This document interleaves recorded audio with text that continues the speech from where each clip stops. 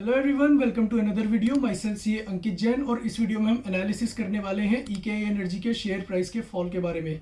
ईकेआई energy पर हमने last video लगभग 2 महीने पहले बनाया था। तब से इस कंपनी के शेयर प्राइस 30% तक गिर चुके हैं। पिछले एक हफ्ते में ही इस कंपनी के शेयर प्राइस लगभग 16% तक गिर चुके हैं। तो इस वीडियो में हम समझेंगे कि ईकेआई के शेयर प्राइस गिरने का क्या रीज़न है। साथ ही साथ हम ये भी डिस्कस करेंगे कि इस सिचुएशन में रिटेल इन्वेस्टर्स को क्या करना चाहिए। बट इस वीडियो में हम ईकेआई एनर्जी पर फंडामेंटल एनालिसिस नहीं करने वाले। तो अगर आपको उस कंपनी का फंडामेंटल एनालिसिस देखना है तो उसका वीडियो का लिंक ऊपर और नीचे डिस्क्रिप्शन बॉक्स में आ जाएगा। आप उस वीडियो पर जाकर इस कंपनी का डिटेल्ड फंडामेंटल एनालिसिस देख सकते हैं। जब लास्ट क्वार्टर के फाइनेंशियल्स पब्लिश हुए थे तो ऑडिटर ने उसमें अपना एक क्वालिफाइड ओपिनियन दिया था। ऑडिटर ने ये कहा था कि कंपनी ने अपने कुछ कॉन्ट्रैक्ट से आने वाला रेवेन्यू जल्दी रिकॉग्नाइज कर लिया है, जो कि उसे लेटर पीरियड्स में रिकॉग्नाइज करना चाहिए था। सो ऑडिटर का ये कहना था कि कुछ कॉन्ट्रैक्ट से आने वाला रेवेन्यू और उसकी कॉरस्पॉन्डिंग कॉस्ट एज पर इंडियाज 115 अकाउंटिंग स्टैंडर्ड के अकॉर्डिंग रिकॉर्ड नहीं हुई है, जिसकी वजह से कंपनी का प्रॉफिट पिछले 9 महीनों का 110 करोड़ रुपए से ज़्यादा है।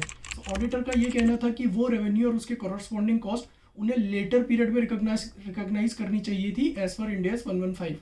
अब यहाँ पर इन्वेस्टर्स को लग रहा है कि कहीं कंपनी के अंदर भी कोई अकाउंटिंग फ्रॉड ना चल रहा हो, जिसकी वजह से इसके शेयर्स का भी हाल वही हो जो कि ब्राइटकॉम ग्रुप के शेयर्स का हुआ है। यहाँ पर मैं आपको कुछ बातें बताना चाहता हूँ सो दैट हम इस फियर के कंटेक्स्ट को समझ पाए। पहला, वॉकर चंडियोक एंड एलएलपी जो कि कंपनी का ऑडिटर है, वो एक ग्रैंड थॉर्टन की मेंबर फर्म है। ग्रैंड थॉर्टन आपकी टॉप 6 अकाउंटिंग फर्म्स में से एक है। अगर कंपनी का बोर्ड इस फ्रॉड में इन्वॉल्व होता तो वो इतनी बड़ी अकाउंटिंग फर्म को as a statutory auditor hire ना करता, या अगर कंपनी के बोर्ड को मैनेजमेंट के फ्रॉड को लेकर थोड़ा भी आइडिया होता तो वो कंपनी के बुक्स ऑफ अकाउंट्स की इन्वेस्टिगेशन करवा लेता या फॉरेंसिक ऑडिट करवा लेता। ऐसे केसेस में अगर कंपनी में फ्रॉड भी होता है तो statutory auditor quarterly results publish होने से पहले ही उस फ्रॉड को फ्लैग ऑफ कर देते हैं।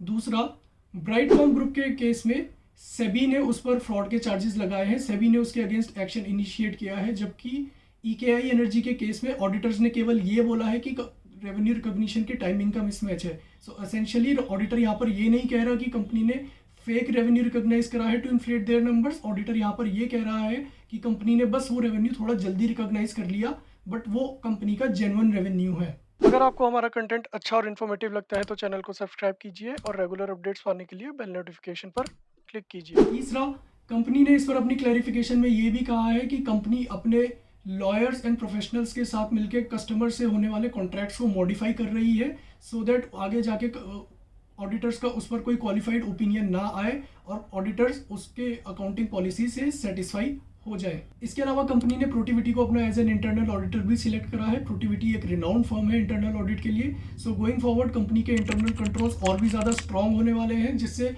फ्रॉड होने के चांसेस कंपनी में और कम हो जाते हैं। ब्राइटकॉम ग्रुप के केस में प्रमोटर्स की होल्डिंग केवल 18.5% है, जबकि ईकेआई एनर्जी में प्रमोटर्स की होल्डिंग 73.4% है।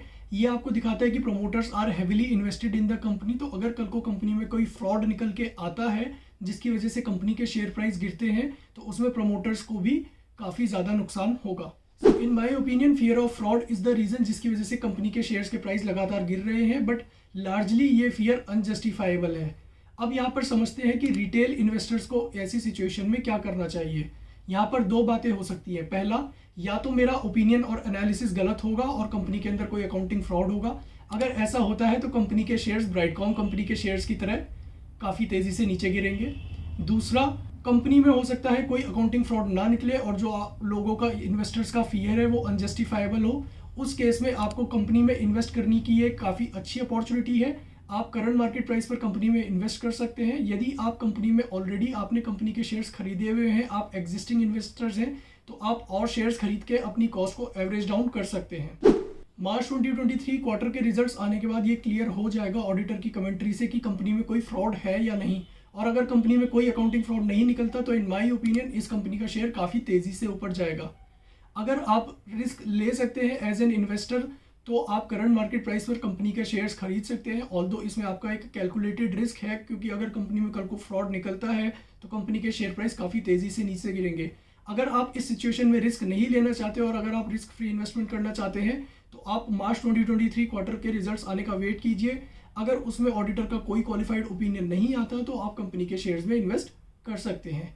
सो ये था हमारा एनालिसिस ईकेआई एनर्जी के शेयर प्राइस गिरने के बारे में। यहाँ पर हमने डिस्कस करा कि EKI एनर्जी का शेयर प्राइस किस किस रीजंस की वजह से गिर सकता है। अगर आपको वीडियो अच्छा लगा हो तो इसे लाइक कीजिएगा, चैनल को सब्सक्राइब कीजिएगा। Thank you.